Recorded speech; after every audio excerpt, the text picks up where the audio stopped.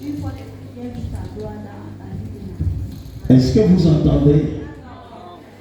Alors, ma fille, parle à haute voix et mets le micro à côté. Voilà.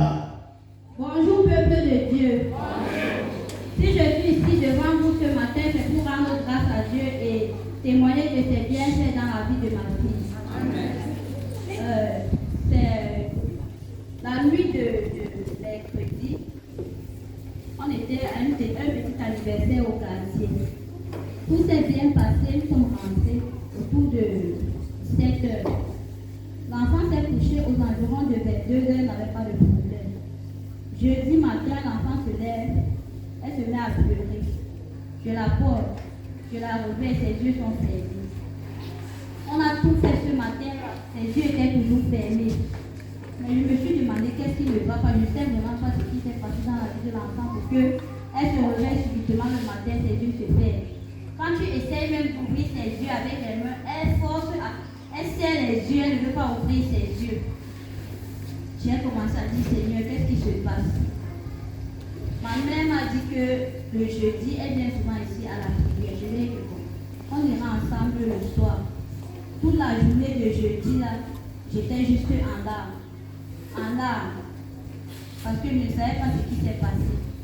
Quand je suis arrivée ici, là, ce jour de jeudi, là, dans la soirée, quand papa a demandé aux fidèles de monter, bon, moi je ne voulais pas monter parce qu'il avait dit ceux qui se sentaient mal en semaine pouvaient monter, mais moi je me suis dit bon, si ça ne sait pas moi. Mais il y a un fidèle qui m'a dit, ma soeur va avec l'enfant, parce que la façon dont l'enfant faisait, elle savait que tourner la tête comme ça, les yeux fermés, elle savait que tourner la tête, les yeux fermés. Quand je suis montée ici, il y a une soeur qui a pris l'enfant, papa a plutôt prié sur moi. Mais j'ai dit à ma soeur, non, je ne suis pas montée pour moi, je suis plutôt montée pour l'enfant. J'ai porté l'enfant. Papa a posé ses mains sur l'enfant, il a prié, l'enfant a commencé à pleurer. Il m'a dit, va, tu viens témoigner dimanche. Amen.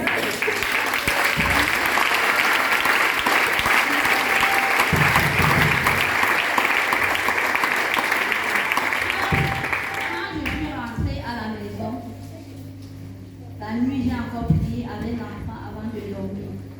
Le lendemain matin de vendredi, l'enfant n'a toujours pas ouvert les yeux. Mon grand-père me dit, il faut que tu amènes l'enfant à l'hôpital. Puisqu'il y a un autre frère ici qui m'a dit, va à l'hôpital avec l'enfant le lendemain. On va te prescrire un collier pour ses yeux.